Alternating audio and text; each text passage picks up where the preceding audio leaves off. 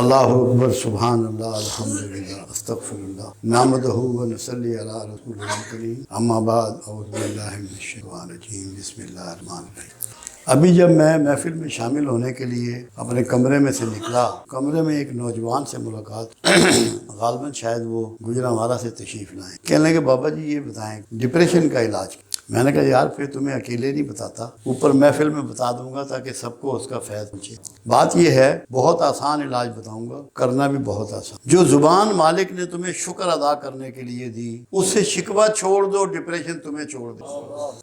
نہ موسم کا، نہ حالات کا، نہ حکومت کا، نہ زمانے کا، نہ بھوک کا، نہ غربت کا، نہ امیری کا، نہ بیماری کا، کوئی شکوہ تیری زبان پہ نہ آئے۔ کوئی دنیا کی طاقت تجھے ڈپریشن کمپلینٹ چھوڑ، سارا ڈپریشن اس شکایت کی وجہ سے ہے جو زبان تمہیں دی گئی کہ اللہ کا شکر ادا کرنے، اس سے تم نے شکوے شروع کر دی۔ بہت پہلے بہت کم اسباب تھے لوگوں کے پاس، نہ سردی نہ گرمی نہ برسات نہ جاڑا، کسی کے تحفظ نہیں تھا، جانوروں سے تحفظ نہیں تھا، موسم سے تحفظ نہیں تھا، مگر وہ شکر گزار۔ ایک شخص تھا، وہ مسجد میں گیا اور اللہ سے دعا کر رہا تھا، یا اللہ مجھے جوتے تو دے دے۔ اس کے پاس جوتے نہیں۔ جب مسجد سے یہ دعا کر کے باہر نکلا تو وہاں ایک اپاہج بیٹھا ہوا تھا جس کے پیر نہیں۔ دوڑ کے مسجد میں گھس گیا اور اللہ کے حضور سجدے ریز ہوا کہ یا اللہ تیرا احسان ہے کہ تو نے مجھے پاؤں تو دے رکھے۔ جب آپ کی سمجھ میں یہ بات آ جانی ہے کہ میں نے شکوہ نہیں کرنا، اللہ آپ کا بازو پکڑ لے گا اور آپ کی حمایت میں کھڑا ہو جائے، اور کبھی بھی آپ کو پھر کوئی پریشانی نہیں ہو۔ ابھی بھی آپ دیکھیں،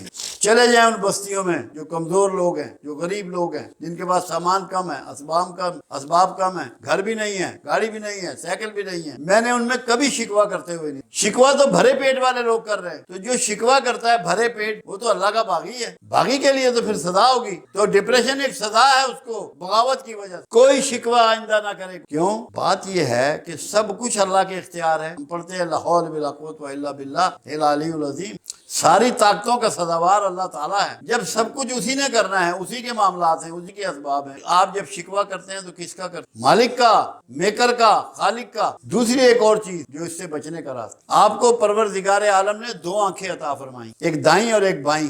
دائیں آنکھ اچھائیاں دیکھتی ہے، خوبیاں دیکھتی ہے، کمالات دیکھتی ہے، محبت دیکھتی ہے، حسن دیکھتی ہے، خدمت دیکھتی ہے، اخلاق دیکھتی ہے۔ اور بائیں آنکھ خرابیے اور کمزوریاں اور کرائم اور برائی دیکھتی ہے۔ جو بچنا چاہے ڈپریشن سے، اپنی بائیں آنکھ کو بند، برائی دیکھنی چھوڑ دے۔ جب اسے لوگوں میں اچھائی نظر آئے گی، برائی نظر نہیں آئے تو لوگوں سے محبت، اخلاق شروع کر دے گا، دینا شروع کر دے گا۔ اور دینے والے کو کیسے ڈپریشن ہو سکتا ہے؟ بانٹنے والے کو بھی کبھی ڈپریشن ہوا ہے؟ سب سے بڑا بانٹنے والا اللہ، اس کے بعد اس کا رسول، اہل بیت، اولیاء اعظام، صحابہ رسول کو ڈپریشن ہو۔ بانٹنے والے کو کون ڈپریس کرے گا؟ تو بائیں آنکھ بند کر لیں، برا دیکھنا چھوڑ دیں، برائی مت ڈھونڈیں، مت تلاش کریں، جستجو نہ کریں، اچھائیاں تلاش کریں، پازیٹیو آنکھ کھولیں، اپنی دائیں آنکھ کو کھولیں، بائیں آنکھ پہ ہاتھ رکھ لیں، تھیلی رکھ لیں، اس کو مت دیکھیں تاکہ آپ کو عیب نظر نہ آئے، آپ خوبیاں نظر آئیں کہ آپ بندے کی عزت بھی کر سکیں، اسے اپنا بھی سکیں، اس سے محبت بھی کر سکیں، اس کی خدمت بھی کر سکیں۔ یہ میرا موضوع نہیں تھا آج، میں نے اس پہ گفتگو نہیں کرنی تھی، مگر اس بچے نے مجھے سوال کیا اس لیے میں نے۔ اور لاہور کا کلمہ ہر بندہ پکڑ لے، اس کو معنی کے ساتھ پکڑ لے کہ ہر چیز کا مالک اور خالق اللہ ہے، وہی مختار کل ہے۔ جب آپ کو یہ یقین ہو جائے گا کہ سب کچھ اللہ ہی کی طرف سے ہے تو پھر آپ ڈپریشن میں نہیں۔ ہم یہاں جو لوگ ڈپریشن میں آتے ہیں، ایک بہت بڑی تعداد آتی ہے، گنتی نہیں ہے، اتنے لوگ ڈپریشن میں مبتلا ہیں، تو ہم ان میں بنیادی طور پہ لاہور کے کلمہ ان کو اس کے تذکرہ کرنے کا، اس کا ذکر کرنے کا حکم کرتا۔ اور اللہ کا احسان عظیم ہے کہ جو بھی اس کا ذکر کرتا ہے کم از کم ڈپریشن جیسے موذی مرض سے محفوظ۔ اس کی پوری ترتیب بناتے ہیں ذکر کی، کیونکہ اللہ نے قرآن کو شفا قرار دیا ہے، تو یہ قرآن ہی کے الفاظ ہیں جو ہم ریسائٹ، تو یہ کیسے ہو سکتا ہے کہ ان لفظوں میں شفا نہ ہو؟ ان میں یقیناً بھرپور شفا ہو۔ آج کا میرا موضوع یہ تھا، آپ، میں، ہم سب اللہ کو دیکھنے کے آرزو مند ہیں، اللہ کو پانے کے آرزو مند ہیں، اللہ کو چاہنے کے آرزو مند ہیں، اللہ سے ملنے کے آرزو۔ جب اللہ کو پتہ ہے کہ میری مخلوق کی یہ مرضی اور خواہش ہوگی، کیا اس نے بندوبست نہیں کیا ہوگا؟ کیا جب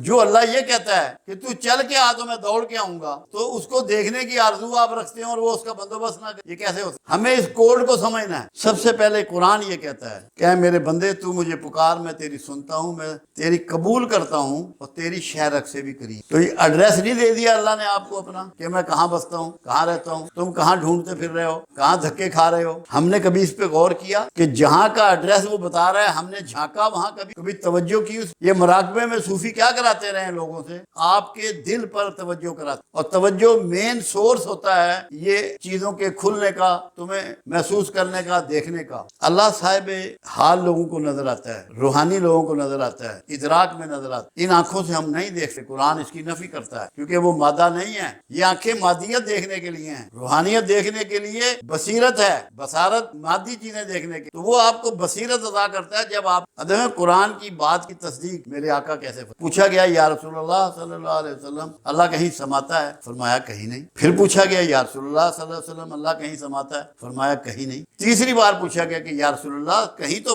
سماتا ہوگا, ہاں سماتا ہے دل مومن میں, سماتا ہے دل مومن میں. اب آپ کو کیا دے دیا اصول کملی والے کہ اپنے دل میں جھانکنا شروع کرو, غور و فکر شروع کرو, اس کے بارے میں سوچو کہ جب دل مومن میں سماتا ہے, پہلا سوال تو یہ ہے کہ کیا تم مومن ہو یا نہیں ہو. تمہیں یہ تو پتا ہونا چاہیے کہ میں مومن بھی ہوں کہ نہیں. میں نے اس کی بہت آسان ایک دفعہ مجھ سے یہ اشفاق احمد مرحوم نے پوچھا تھا, بابا اشفاق, کہنا کہ کیا فرق ہے مسلمان میں اور مومن میں. میں نے کہا مسلمان اللہ کو مانتا ہے اور مومن اللہ کی مانتا. وہ اللہ کا فرما بردار ہو جاتا ہے, وہ زندہ رہنا, اس کا مرنا, کھانا پینا, رشتے ناتے جو کچھ ہے وہ اللہ کی مرضی کے عین مطابق ہوتے ہیں. میں نے کہا وہ مومن بن جاتا. تو دل مومن کہا میرے آقا نے, مسلم نہیں کہا. اس کو ہمیں سمجھ لینا ہے, پہلے ہمیں مومن بننا ہے. اور کب اترے گا اللہ؟ اللہ ناپاک جگہ نہیں اترتا, اللہ پاک ہے. اگر غصہ موجود ہے, عصبیت موجود ہے, نفرت موجود ہے, شدت موجود ہے, ضد موجود ہے, گھاٹا موجود ہے, تکلیف پہنچانا, ظلم کرنا دوسروں کا موجود ہے, دوسروں پہ اعتراض کرنا موجود ہے, دوسروں کے مال غصب کرنا موجود ہے, اس ناپاک دل میں اللہ آئے گا؟ کیسے آئے گا؟ قیامت تک نہیں آئے گا. تو آپ کو ان تمام جو کھوٹ ہیں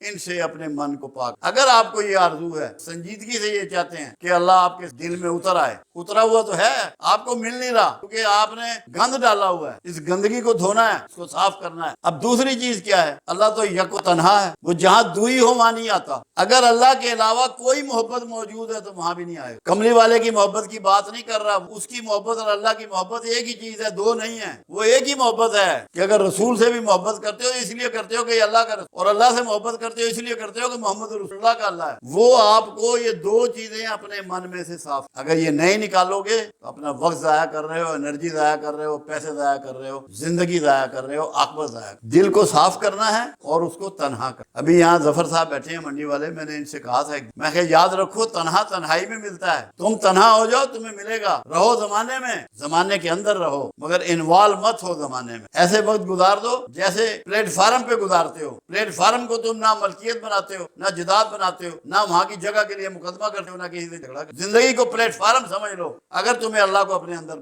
جیسے پلیٹ فارم پہ ایک انسان رہتا ہے اس طرح رہنا شروع, تو پھر انشاءاللہ کوئی وجہ نہیں کہ پروردگار عالم تمہارے من میں نہ سما جائے اور تم مومن بن جاؤ اور تمہیں محسوس ہو. کیونکہ آقا نے ایک بات اور, مومن کی فراست سے ڈرو کہ اللہ کے نور سے, اس کے اندر اللہ کا نور اترے گا تو اس سے دیکھے گا نا. کتنی بڑی تصدیق ہے سرکار کی. پھر آپ دیکھیں حدیث قدسی ہے, یہ مضمون بہت امپورٹنٹ ہے, اس کو ہمیں سمجھنا ہے. اللہ کہتا ہے میرے بندے میں بھوکا تھا, تو نے مجھے کیا کھانا دیا؟ اے پروردگار عالم تو بھی کھاتا ہے؟ فرمایا اگر میرے بھوکے کے پاس آتا تو مجھے وہیں پاتا, اگر میرے بھوکے کے پاس آتا تو مجھے وہیں پاتا. اے بندے میں بیمار ہوا, میری تیمارداری کو آیا, یا اللہ تو بھی بیمار ہوتا ہے, اگر تو میرے بیمار کے پاس جاتا تو مجھے وہیں پاتا. تو اللہ نے کوڈ دے دیا آپ کو کہ میں کہاں ملوں گا تجھے؟ بھوکے کی بھوک میں ملوں گا, مریض کے درد میں ملوں. اگر آپ نے بھوکے کی بھوک مٹا دی, دکھی کا دکھ دور کر دیا, تو اللہ تو آپ کے ساتھ کندھا جوڑ کے کھڑا ہوا ہوگا. کبھی آپ نے تلاش ڈھونڈا ہی نہیں, دیکھا ہی نہیں, اس نظر سے تلاش کرو اس کو. بھوکوں میں تلاش کرو, غم زدوں میں تلاش. مولا علی سے پوچھا گیا کہ سرکار اللہ کو کہاں تلاش کریں؟ فرمایا دکھی دلوں میں. دکھی دلوں میں تلاش کرو اللہ کو, دکھیوں کے دکھ جا کے دور کرو. بیماری میں رب ہے, غربت میں رب ہے, بھوک میں رب. ڈھونڈو اسے, ان لوگوں سے پیار کرو, ان میں بیٹھو, اٹھو, ملو, ان کو کھانا پیش کرو, ان کو دوائیاں پیش کرو. تمہیں پروردگار آپ سے باتیں کرے گا. یہ اپنے رویے کو آپ نے تبدیل پھر آپ دیکھیں ایک بہت امپورٹنٹ میٹر، ہم کہتے ہیں ہمیں اللہ دکھتا نہیں جی، کائنات میں اتنے مظاہر فطرت ہیں کہ جو آپ گن نہیں، وہ سارے اللہ کی نمائندگی، چاند ہو، سورج ہو، بارش، بادل ہو، آسمان ہو، چرند ہو، پرند ہو،